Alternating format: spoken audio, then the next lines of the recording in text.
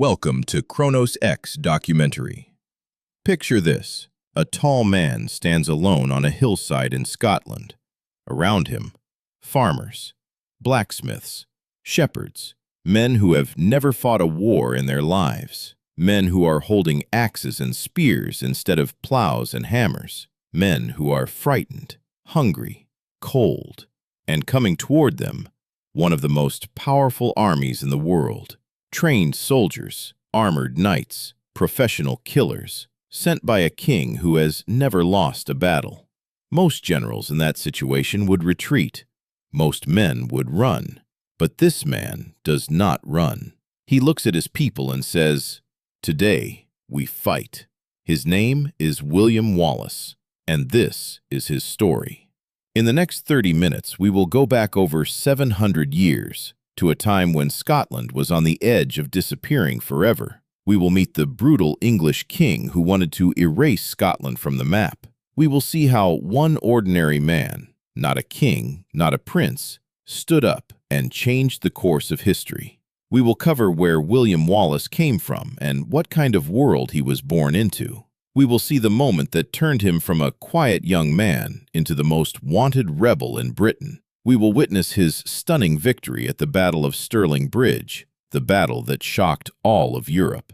We will follow him to his darkest hour at the Battle of Falkirk and see how a brilliant victory became a crushing defeat. We will learn what happened to Wallace after the battle, the years of hiding, the betrayal, and the brutal end. And we will understand why, 700 years later, the world still remembers his name. This is William Wallace, the man who refused to kneel. Chapter 1. A Kingdom Without a King. To truly understand William Wallace, you need to understand the world he was born into. Scotland in the late 1200s was a proud and independent kingdom. It had its own kings, its own laws, its own language and culture.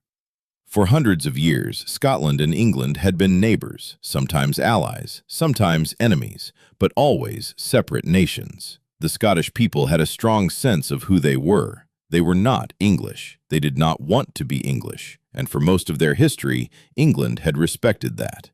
But in 1286, everything changed. King Alexander III of Scotland died in a horse-riding accident. He fell from his horse in the dark while crossing a cliff. His body was found the next morning on the beach below. It was a tragedy, but the bigger tragedy was what came next. Alexander had no surviving children. Scotland suddenly had no king, no clear leader, no plan.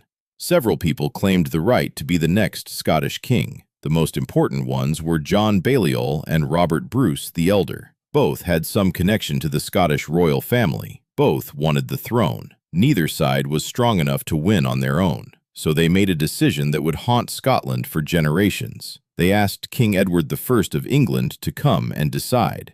To be fair, Edward was powerful and respected. He seemed like a reasonable choice for a neutral judge. But what the Scots did not understand was that Edward had no intention of being neutral. He saw this invitation as an opportunity. Edward was one of the most ambitious kings England had ever produced. He had already conquered Wales. He had dreams of controlling the entire island of Britain. And now, Scotland had walked right into his hands and asked him to help.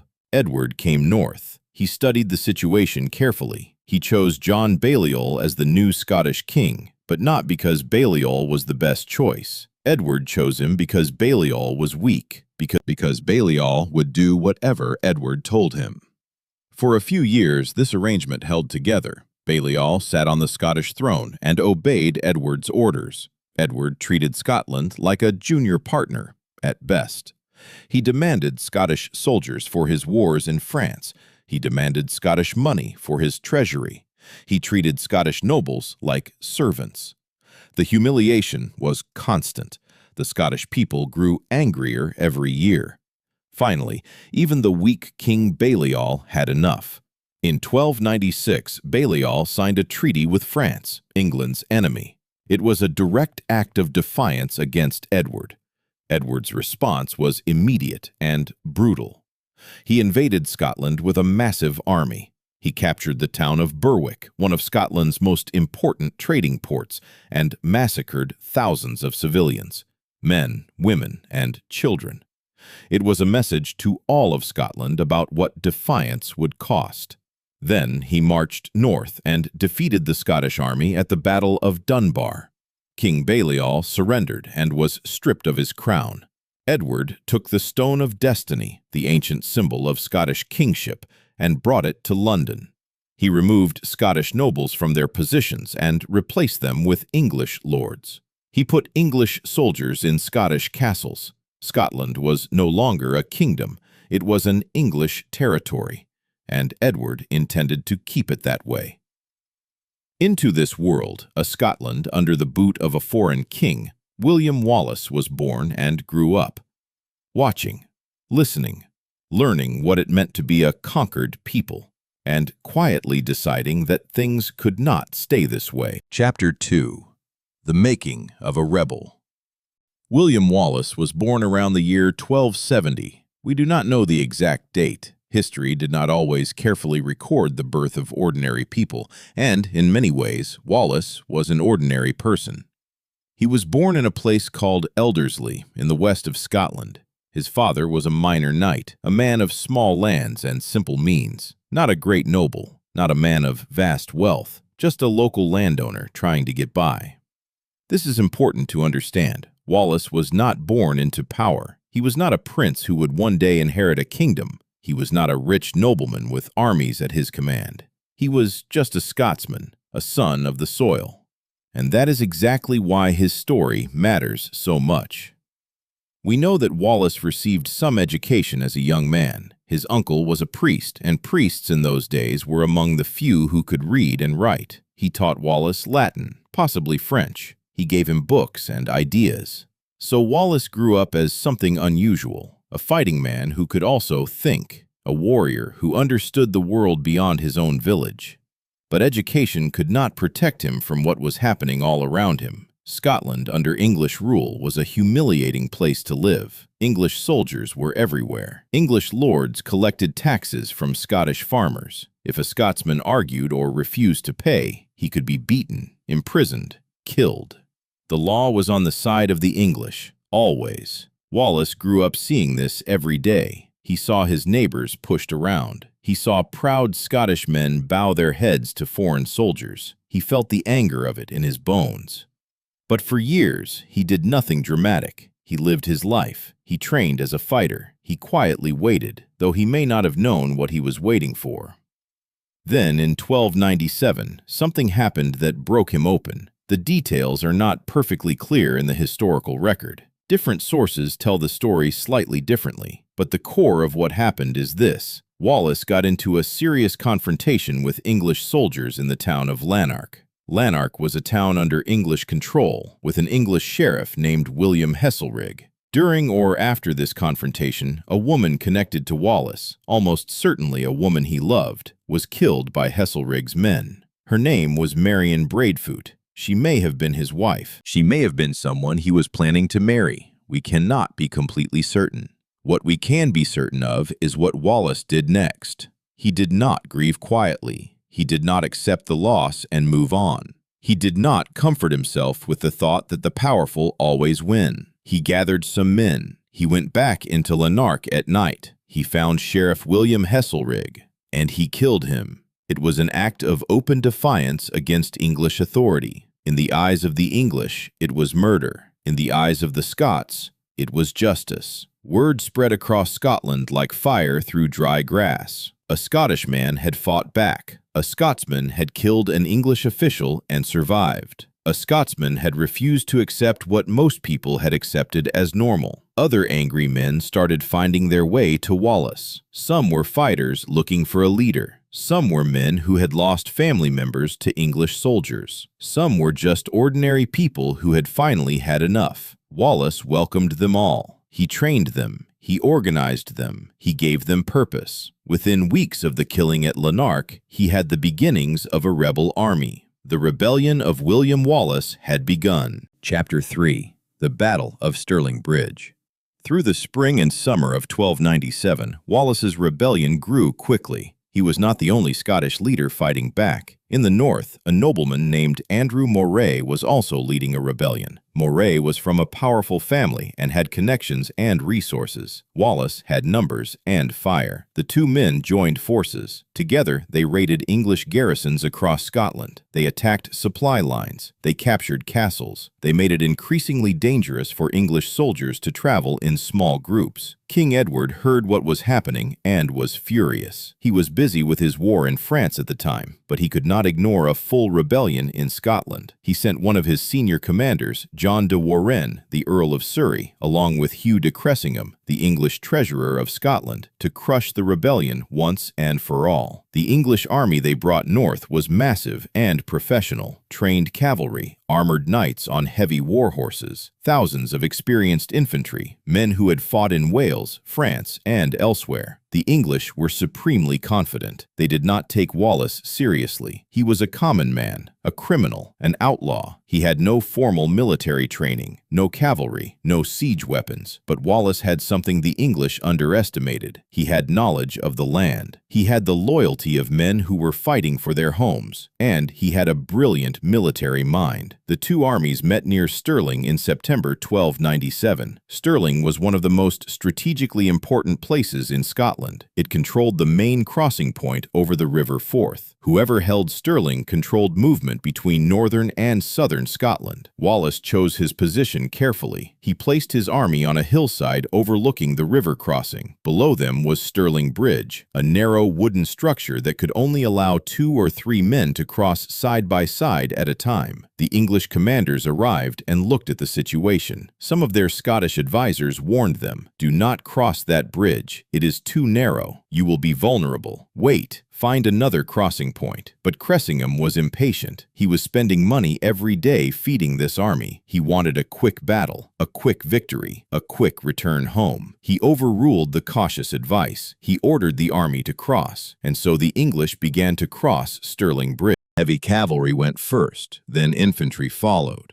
The bridge was so narrow that it took a long time for a large number of men to cross. Wallace watched from the hillside. He was patient, ice cold. He let the English come across. More and more soldiers crossed to the Scottish side of the river, but not all of them. The English army was now split in two, some on one side of the river, some on the other, and the narrow bridge between them was the only connection. Wallace gave the signal. His spearmen charged down the hillside with incredible speed. They hit the English troops on the Scottish side of the river before they had time to form proper defensive lines. The Scottish spears were long, designed to stop cavalry charges. The English horsemen had no room to maneuver on the narrow riverbank. The bridge was so narrow that reinforcements could barely get across in time. The fighting was fierce and brutal, but the English position was impossible. Soldiers who were not cut down were pushed toward the river. Many drowned in their heavy armor. Many were simply overwhelmed by the sheer force of the Scottish charge. Hugh de Cressingham, Edward's treasurer, the man who had ordered the crossing, was killed in the fighting. The English commander, de Warenne, saw what was happening and fled south. He did not stop running until he reached the English border. The Battle of Stirling Bridge was a total Scottish victory. An army of farmers and tradesmen had defeated one of the most professional military forces in Europe. Scotland erupted in celebration. This was not a small skirmish. This was a major battle. This was proof that Scotland could fight back. This was proof that Edward was not invincible. In the weeks after the battle, Wallace led his army south into northern England. He raided the counties of Northumberland and Cumberland. He was sending a message back to Edward. Scotland is not your territory. Scotland can hurt you. A few months later, William Wallace was knighted. He was named the Guardian of Scotland, the highest military and political position in the country. A man born to a minor knight's family was now effectively the leader of a nation. But Edward was still out there, and Edward never forgot an insult. Chapter 4.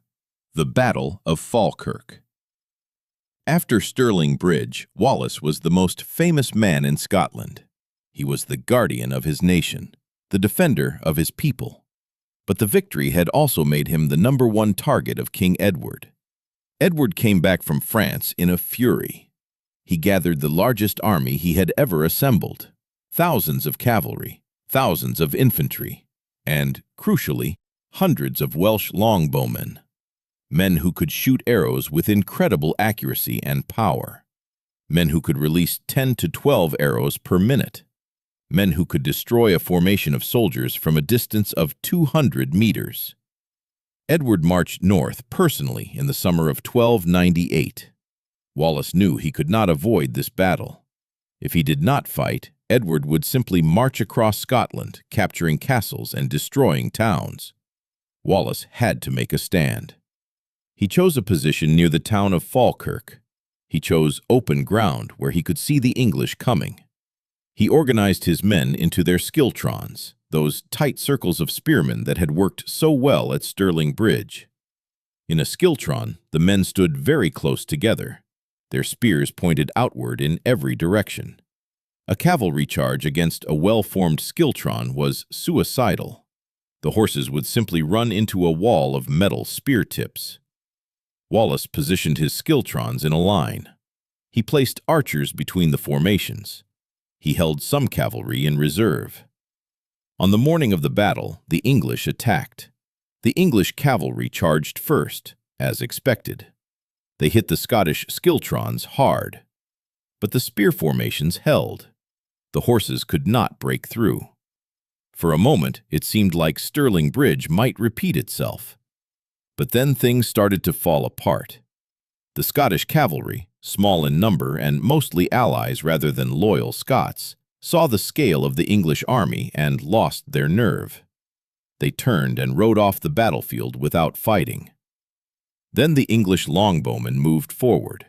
They began firing into the Scottish formations, wave after wave of arrows. The men in the skiltrons were packed tightly together. There was no room to spread out, no room to dodge. The arrows fell on them like deadly rain. The skiltrons began to break. Men fell. Gaps opened in the formations. And when gaps opened, the English cavalry came through. The Scottish army collapsed. Men ran in every direction. Wallace escaped, but thousands of his men did not. The Battle of Falkirk was a catastrophic defeat. In the weeks after Falkirk, Wallace understood that his position had changed completely. He could no longer lead Scotland in open battle. He was not able to match Edward's cavalry and his longbowmen. He needed a different strategy. He resigned as Guardian of Scotland. He handed the title to others, men who might be able to negotiate with Edward, men who might be able to find a political solution. But Wallace himself was not done. He simply changed his methods. Chapter 5. The Years of Resistance and Betrayal. After Falkirk, Wallace disappeared from the main stage of Scottish politics, but he did not disappear from the fight. For the next 7 years, from 1298 to 1305, Wallace continued to resist English rule in whatever way he could. He traveled to France in 1299 or 1300. Scotland and France had an old alliance called the Old Alliance that went back generations. France and England were enemies, so France had reason to support Scotland. Wallace went to the French court. He met with King Philip IV of France. He asked for French support, soldiers, money, political pressure on England. The French were sympathetic, but cautious. They were dealing with their own problems with England. They gave Wallace letters of introduction and some support, but not the full military alliance he had hoped for. Wallace also traveled further, possibly to Rome. Some historians believe he visited the Pope to ask for church support for Scotland's cause. The details of these journeys are not perfectly documented, but what they show us is the kind of man Wallace was. He was not just a fighter, he was a diplomat, a strategist, a man who understood that wars are not won only on battlefields, but also in courts and councils and conversations. Back in Scotland, the situation was complicated. Many Scottish nobles had made peace with Edward. They had sworn loyalty to the English crown. They had gotten their lands and titles back. Life under Edward was humiliating, but it was survivable. Wallace had not made peace. Wallace had not sworn loyalty, and that made him dangerous to everyone, including some Scots. Edward offered a reward for Wallace's capture, a very large reward, large enough to tempt even men who had once called themselves Scots patriots. For years, Wallace moved through Scotland like a ghost. He knew the land. He knew which communities were loyal. He slept in forests and farmhouses. He stayed nowhere long enough to be caught, but time was running out. In August 1305, Wallace was near Glasgow. Exactly how he was caught is still debated by historians. What we know is that a Scottish knight named John de Menteith helped capture him, possibly while Wallace was sleeping. Whether Menteith was motivated by money, by politics, or by personal reasons, we may never know, but the result was the same. William Wallace, the guardian of Scotland, the hero of Stirling Bridge, was in English hands. He was taken to London in chains. He was brought to Westminster Hall for his trial. The hall was packed with English lords and officials. Wallace was accused of treason against King Edward. He had one response. He said he could not be guilty of treason against a king he had never accepted as his king. He had never sworn loyalty to Edward. He had never recognized Edward as Scotland's ruler. You cannot betray someone you never served. It was a logical argument. It was also a courageous one. Most men in that position would have begged for mercy, would have said whatever the king wanted to hear, would have done anything to avoid what was coming. Wallace looked his judges in the eye and told them they were wrong. It made no difference. The verdict had been decided before the trial began. Wallace was found guilty. On August 23, 1305, William Wallace was executed in Smithfield, London. The English did not give him a quick death. They wanted to make a statement. He was dragged through the streets. He was hanged, but cut down while still alive. He was disemboweled. He was beheaded. He was cut into 4 pieces. His head was placed on a spike on London Bridge. The 4 parts of his body were sent to different cities across Britain: Berwick, Stirling, Perth, and Newcastle, as a warning to anyone who might think of following his example. Edward thought this brutal end would silence Scotland. He was about to discover how wrong he was. Chapter 6. The Legacy That Never Died. Edward I believed that killing William Wallace would end Scottish resistance. He could not have been more wrong. The execution of Wallace did not frighten Scotland into submission. It enraged Scotland into action. Within months of Wallace's death, Robert the Bruce, a Scottish nobleman who had gone back and forth between supporting England and supporting Scotland, made a final decision. He would fight for Scotland. He would fight to finish what Wallace had started. In 1306, Robert the Bruce was crowned King of Scotland. Edward sent his armies after him. Robert was hunted across Scotland. He lost battle after battle. He hid in caves and on islands. He lived like a fugitive. There is a famous story, probably legend, but beautiful, that while Bruce was hiding in a cave at his lowest point, he watched a spider trying to build a web. The spider tried to swing from one rock to another and failed. It tried again, failed again.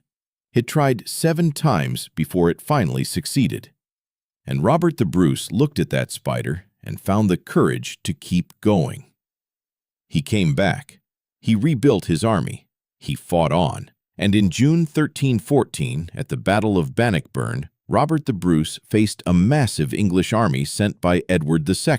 Edward I had died by then and won a complete and overwhelming victory. Scotland's independence was secured. Wallace never saw that day, but without Wallace, that day might never have come.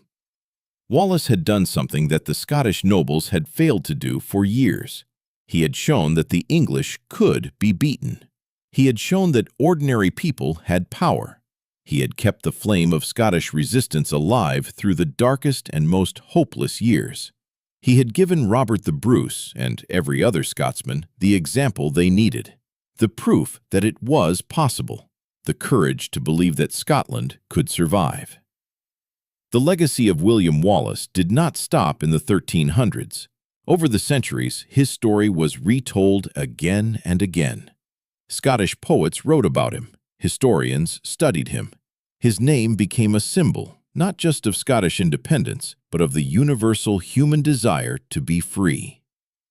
In 1869, the National Wallace Monument was completed near Stirling, close to the site of his greatest victory. It stands 160 feet tall. People come from all over the world to visit it. In 1995, the Hollywood film Braveheart brought his story to a global audience for the first time.